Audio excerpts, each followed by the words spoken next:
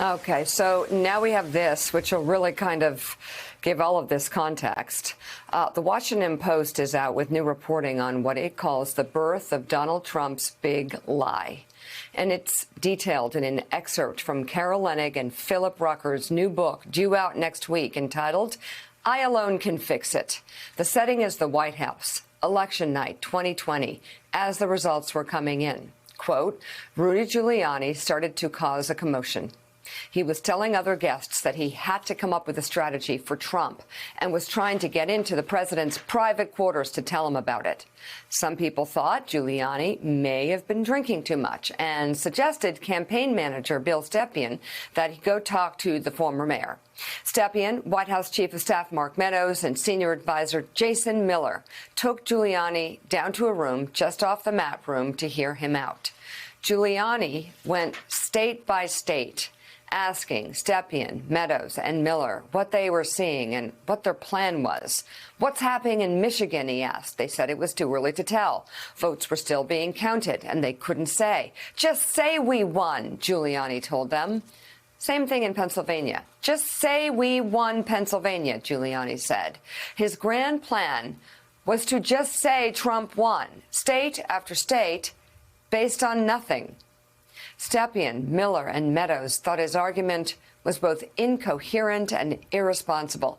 We can't do that, Meadows said, raising his voice. We can't. The book then details how Trump ordered his advisors to call top executives and hosts at Fox News to push back at its projection that Joe Biden had won the state of Arizona. Trump was livid. The book claims, adding, quote, he could not fathom that the conservative news network he had long considered an extension of his campaign was the first news organization to call Arizona for Biden.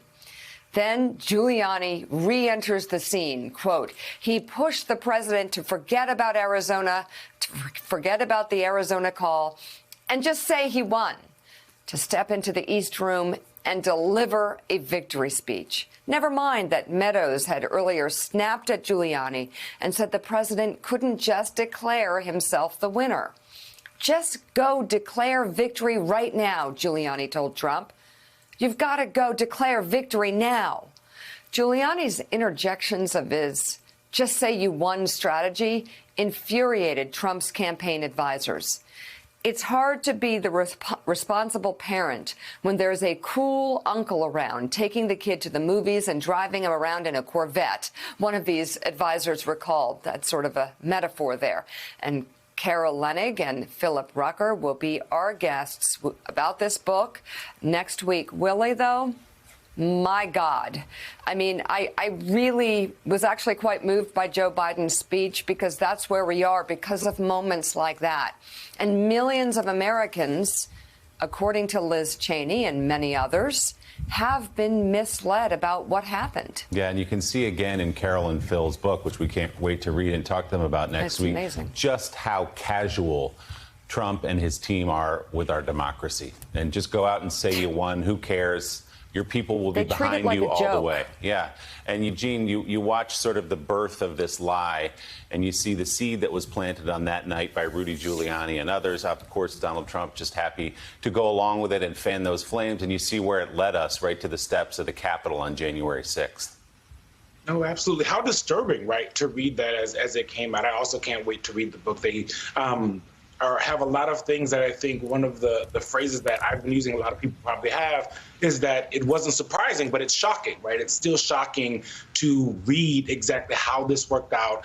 We knew it had to come from somewhere. It's not that surprising that Rudy Giuliani was the first person to say that, to just say, let's just say we won. And that is something that the Democrats and people who care about democracy are fighting, right? It is this idea that the people that were around the president not only pushed and put that idea in his head, knowing that this is, Donald Trump was a man who was very transactional, still is very transactional. I alone can fix it. Obviously, a throwback to how he kind of thinks about everything, right? That he puts himself first in a lot of the ways that he thinks about politics and all of those other things. And it's all transactional. And so I think, as we move forward and look at the voting restrictions, and it's important to remember how it started, right? It didn't start from on the day on January 6th from the ellipse where the speech happened. This was in the works for actually months, even before